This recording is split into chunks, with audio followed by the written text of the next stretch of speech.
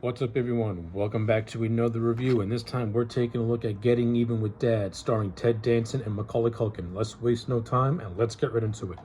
Overall, I have a lot of fond memories watching this movie. Getting Even with Dad came out in 1994. I can remember being a 4 to 5 year old kid watching this movie and liking it. Now, this is not Macaulay Culkin's best movie. That, of course, goes to Home Alone's 1 and 2. But I always had a soft spot for Getting Even with Dad. Of course, now when you watch it with a more critical eye, this movie is not good. It's not good in the sense of storytelling. Like, this movie tries to tell too many different stories. Like, it doesn't know if it wants to be a father-son comedy or a crime heist movie. It kind of tries to blend the two together, and yeah, it kind of makes the movie feel tonally inconsistent. But for what it is, I still get a lot of chuckles with this movie.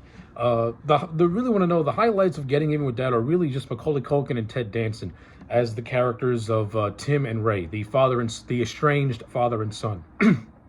I think Culkin and Danson act really well off one another, and I like their characters. I like the character of Ray. I like how he is an ex-con who's trying to get that one big score, and he unexpectedly gets a visit from his son, who he hadn't seen in a very long time. And then you have the character of Timmy, who, he's estranged from his father. His father's an ex-con, so when Tim was a kid, his father was in jail. So Tim has no relationship with his father.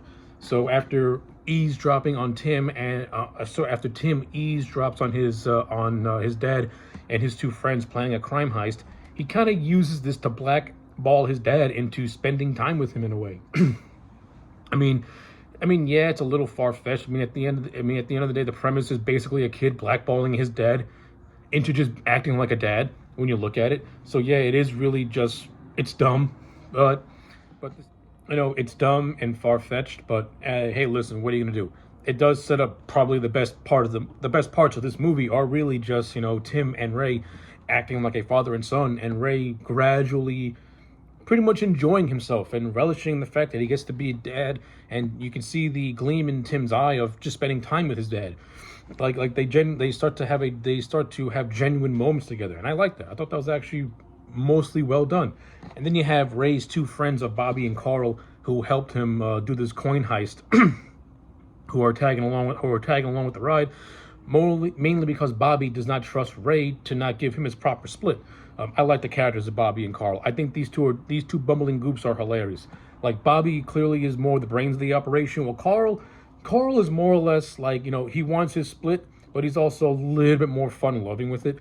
And when we get to the scenes of the four of them just, going on this adventure, going on this father-son adventure, Carl is the one who actually starts to enjoy himself in a lot of scenes, and he actually, gets into a lot of the activities, which I actually thought was a lot of fun. It actually makes Carl more likable when juxtaposed to Bobby, who is more or less detestable, yet still very funny.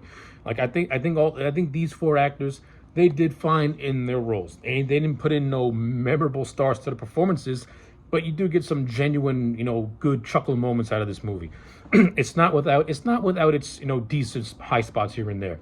But this movie's biggest problem is trying to blend a family comedy with a crime heist, and it does make this movie feel tonally inconsistent.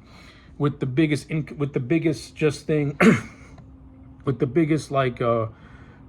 elephant in the room being the whole crime heist scene, which makes you feel like you're watching a Die Hard movie, or just like any cop movie, or like a Law and Order show. It feels out of place in this movie mainly because the scene is played totally straight, and there's no like bumbling wacky comedy in it whatsoever. So like, if you're channel surfing, right, and you see this movie on TV, and it stops at the point where the coin heist starts, you would think you were watching this action movie, and then it totally goes into a different direction and ends up being a comedy. I could see how somebody would be confused watching this movie, and it is confusing in a way.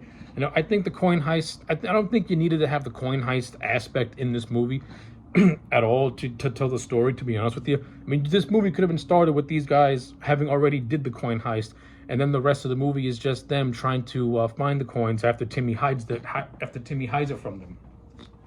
You still would have gotten the same movie, but I don't think it would have been as confusing. And that's the problem. Like, this movie has a lot of upbeat moments, and then it has a lot of more serious moments. Like, you get to the ending where Bobby pulls a gun out on Ray and threatens him to open a bus locker to get a bag that might have the coins in it. Again, that's that scene shouldn't be in this movie.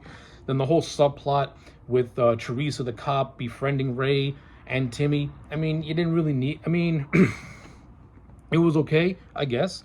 I mean, it's just there to add more heightened drama and the sense of what's going to happen. But that's pretty much it. The relationship itself doesn't really go anywhere towards the end of the movie, but it's whatever. Like, this movie's biggest strong point is Ray gradually accepting that his son is here, and him, pretty much wanting to be the dad that he always wanted to be. Like I said, you get those genuine moments, like when Ray takes Teresa and Timmy out to an Italian restaurant, and he gives Tim a birthday cake for all the birthdays he's missed. That's a real genuine moment. Like when they're going mini golfing, even though there's a catch behind it, which is if the three guys get their hole-in-ones, Tim will take them to the gold coins. That's a legitimately fun scene. I like it. The scene where they go to the amusement park, that was fun. Like, this movie's strong points is where these characters are just having fun. That's to me this movie shines. Once you take focus off that and you're doing the whole crime investigation and stuff like that, it just makes this movie feel more jumbled and more confused in a way. But that's how I feel about that.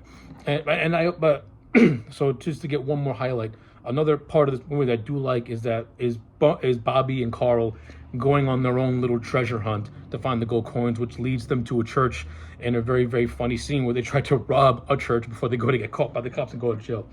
I think Bobby and Carl, to me, are one of the more funnier aspects of this movie outside of Culkin and Danson. And I do like the overall ending of this movie where Ray chooses his son over the coins, pretty much saying that even though he wants the coins, he wants his son more because he enjoyed being with his son. At first, he was on the fence with it, mainly because his sister had just gotten married and dumped his kid on his lap as he's in the middle of planning a heist. So he pretty much had to readapt all his plans, but it ended up working for the better because it ends up making Ray a better person. And like I said, a lot of this movie's best scenes are just Ray and Timmy interacting and just acting like a father and son. One of the best scenes is the basketball scene where Ray teaches his son how to pick up girls. That's a legitimately funny scene. It's good. It's good stuff, for the most part.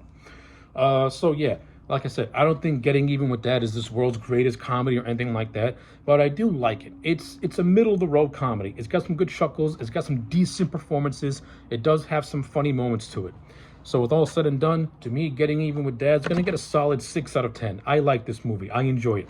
So yeah, those are my thoughts on Getting Even with Dad. Let me know yours in the comment sections down below. Like the video and subscribe, and I'll check you back next time for more.